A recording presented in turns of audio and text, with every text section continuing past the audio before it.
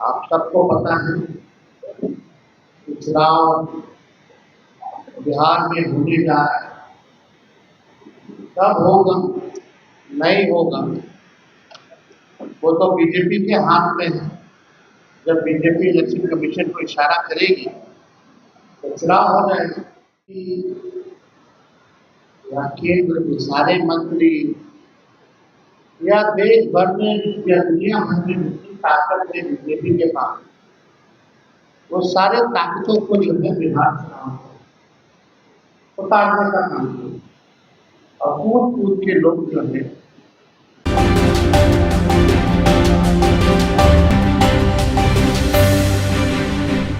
नमस्कार, आप देख रहे हैं रब्जी लाइव और मैं हूं आपके साथ निधि सिंह। एक बार फिर एनडीए पर जमकर भड़के तेजस्वी यादव नीतीश कुमार को सृजन घोटाले से लेकर उनकी किए गए सभी कारनामों को याद दिलाया है और कई सारे सवाल भी दाग दिए हैं। पहले आप तेजस्वी यादव के इस बयान को सुनिए।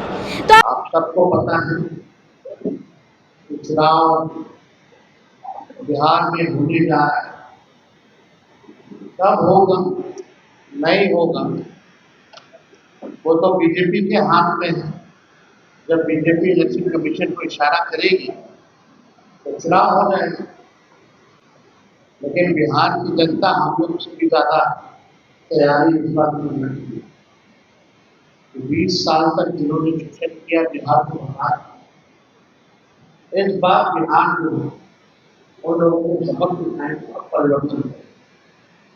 अब चुनाव का माहौल है तो हमने पूर्व में ही कहा था दिल्ली चुनाव के बाद बीजेपी या केंद्र के सारे मंत्री या देश भर में या दुनिया भर में जितनी ताकत है बीजेपी के पास, वो सारे ताकतों को जो है बिहार चुनाव उतारने का काम किया और कूद कूद के लोग जो है बिहार का दौरा करेंगे। और इसी दौरे पर कुछ दिन पहले, 2 दिन पहले अमित शाह जी बिहार आए। अच्छी बात है, आना चाहिए, हमेशा आना चाहिए। लेकिन बीजेपी की तो परंपरा है कि जिस राज्य में जब चुनाव होता है वहीं ये लोग पहुंचते हैं। हालांकि इनका अपना निर्णय है। अमित शाह जी आए। अमित शाह जी भारत के गृह मंत्री और प्रधानमंत्री के बाद सबसे पावरफुल नेता और मंत्री भारत सरकार में वही है। लेकिन दुख होता है कि गृह मंत्री के पास एक तो आंखें सही नहीं होते और झूठ और जुमला के अलावा बोलते हैं। ये सच्चाई है। अगर आप लोग भी उनके पूरे वक्तव्य का अगर विचार करके देखते हैं तो केवल लालू गुप्ता और राज की बात करते हैं। बिहार के बारे में वो कोई जानकारी लेकर के नहीं। अमित शाह जी आप आए जरूर, लेकिन लगता है कि आपकी तैयारी ठीक है, आपके आंकड़े ठीक है। और देश के गृह मंत्री के बाद जो लगातार गृह मंत्री हो भारत सरकार, अगर बिहार में अगर आके जनरल राज के बारे में बात करता है तो आंकड़ों के बारे में बात करनी चाहिए अमित शाह जी। अरे भाई, आप ही क्या है एनसीआर में? गृह मंत्रालय के अंतर्गत ही आता आए तो बताते कि 20 साल में बिहार में अपराध कितना हुआ, तो उसकी भी तुलना हो जाती। अब अमित शाह जी के एनसीआर में के अनुसार जो भारत सरकार का ही है, जो पढ़ लिख करके तो आते नहीं है, बिना तैयारी के आते हैं। विगत 20 वर्षों में 65,000 लोगों की हत्याएं, 65,000, 25,000 बलात्कार हुए, 1 लाख अपहरण हुए हैं, 3 लाख से अधिक चोरियां हुई हैं और पुलिस कर्मियों पर हमला और हत्या इनके 20 वर्षों में सबसे ज्यादा, सबसे अधिक हुई। कम से कम ये आंकड़ा बताना चाहिए। अमित शाह जी आए, जनरल राज के बारे में बात कर रहे हैं।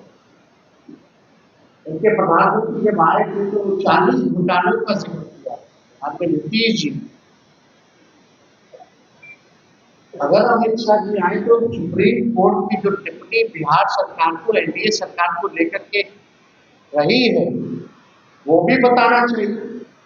शर्मनाक, अमानवीय, दुर्भाग्यपूर्ण, लापरवाह, बेहद डरावना, बेहाव बिहार सरकार क्या कर रही है।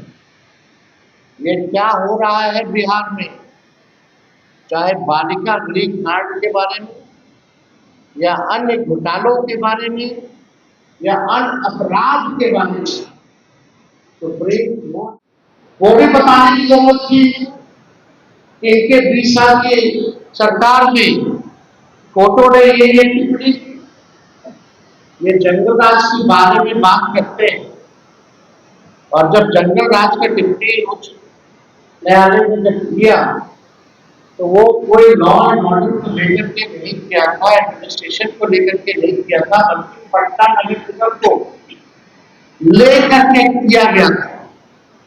और उस समय जब लालू जी मुख्यमंत्री थे तो जो नगर निगम जो था वो बीजेपी के नेतृत्व में था। तो अगर फैक्ट अगर ये लोग बात करते हैं तो तथ्यों से जो है लोगों को बात करनी चाहिए। वो जंगल राज भी बीजेपी नेतृत्व का ही टिप्पणी था, ये उनको बताने की जरूरत।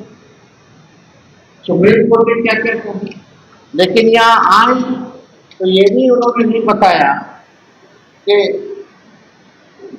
अनुसूचित जाति जनजाति आयोग के अनुसार बिहार में दलित पिछड़ों पर सबसे अधिक अत्याचार जो है हुआ। ये क्यों नहीं उन्होंने बताया? अमित शाह जी को बताना चाहिए था जो हमारी सरकार 17 महीने रही, 65% जो हम लोगों ने आरक्षण बढ़ाया, उन 65% आरक्षण को आपने अनुसूची 9 में क्यों नहीं डाला, इस पर भी उनको बताना चाहिए, या उनकी मंशा है या नहीं। और आप बताइए, जब एनडीए की सरकार थी तो बिहार और झारखंड जब बंटवारा हुआ तो उस समय डील तय हुआ था, अटल जी प्रधानमंत्री थे कि बिहार को 1,79,000 करोड़ का पैकेज जो है दिया गया। अब तक 11 साल उनका, 4 साल समय उनका, अब तक इनके राज्य में क्यों नहीं मिला? और जब यूपीए की सरकार बनी तो 1,94,000 करोड़ का विशेष पैकेज लागू हुई, और यूपीए 1 के समय बिहार में 1,94,000 करोड़ रुपए उस समय लालू जी बिहार को देने का था। कोसी में बाढ़ आया तो 1,000 करोड़ का पैकेज दिया गया, अभी जो बाढ़ आया तो आपको पता, ये बताना चाहिए। और उस समय ग्रामीण विकास मंत्री रघुवंश जी थे, सब लोगों को पता है, प्रधानमंत्री सड़क योजना के तहत 1,00,000 किलोमीटर से भी अधिक ग्रामीण सड़कों का निर्माण उस समय यूपीए के समय करवाया गया। ये काम के बारे में पूछकर क्या ही मंत्री में कहीं भी दिखता है।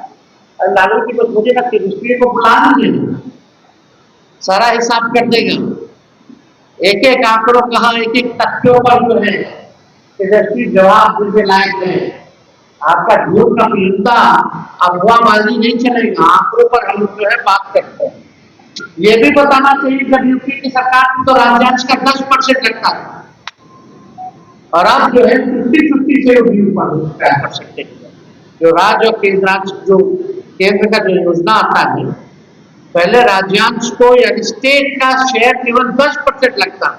आपने आज सुना तेजस्वी यादव को, जहां प्रेस कॉन्फ्रेंस के माध्यम से एनडीए के तमाम घटक दल के नेता, चाहे परिवारवाद सिर्फ लालू यादव को ही क्यों कहा जाता है, परिवारवाद आप चिराग पासवान को देखिए, जीतन राम मांझी को देखिए, तो वही सृजन घोटाले की भी पोल खोलते हुए एक बार फिर नजर आते हैं तेजस्वी यादव। जहां तेजस्वी यादव ने एक बार फिर कह दिया है कि बालिका गृह कांड को आप क्यों भूल जाते हैं, चाहे बिहार में चीनी मिल को लेकर के बात हो या फिर बिहार में कई फैक्ट्री रेल की जो चक्के बनते हैं उसकी बात हो, यह सभी लालू यादव ने ही किया था। अब नीतीश कुमार और एनडीए की सरकार नरेंद्र मोदी क्या कहेंगे, अमित शाह को लेकर के भी कई बातें कही है। इस रिपोर्ट में बस इतना ही। अपनी प्रतिक्रिया जरूर दीजिएगा। बहुत बहुत धन्यवाद।